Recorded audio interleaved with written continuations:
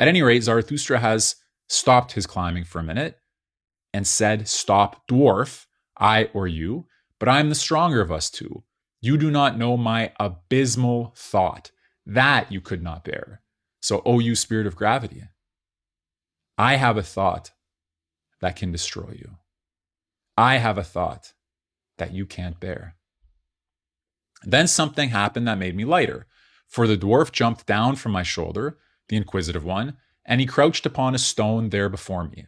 But right where we stopped was a gateway. "See this gateway, dwarf," I continued. "It has two faces. Two paths come together here. No one has yet walked them to the end.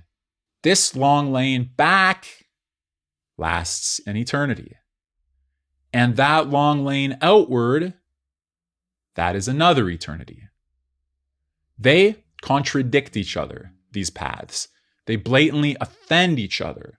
And here at this gateway is where they come together. The name of the gateway is inscribed at the top, moment.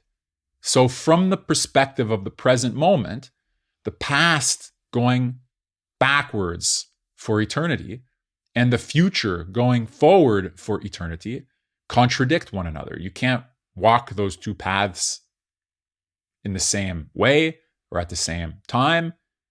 It's like going to the left and to the right simultaneously, or having your door be open and closed simultaneously. You're not going to go back and forward simultaneously.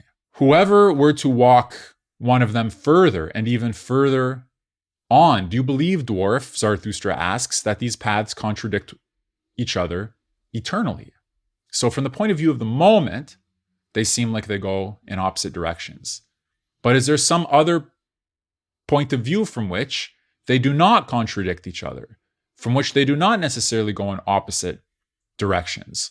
Is there some way to reconcile this contradiction between going back to the past and going present to the future? Well, the dwarf says, "All that is straight lies. All truth is crooked. Time itself is a circle." Okay, so, all right, fine. They come together if it's circular. Maybe the dwarf understands this teaching so easily. It's trivial. Oh, okay, fine. Either time is linear or time is circular. Okay, it's a contradiction if time is linear. It's not a contradiction if time is circular. What's the big deal? That's kind of what the dwarf is saying here.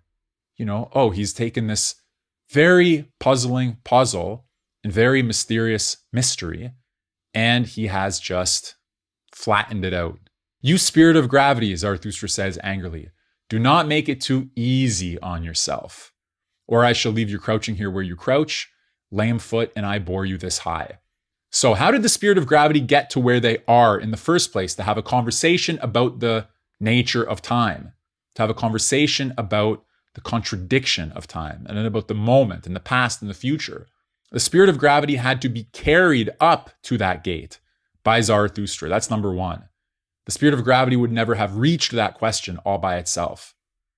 Secondly, the spirit of gravity, or of heaviness, has made this answer too easy on itself. It's not aware, as I say, of the difficulties, of the substantive issues here. It's just saying the words, time is a circle.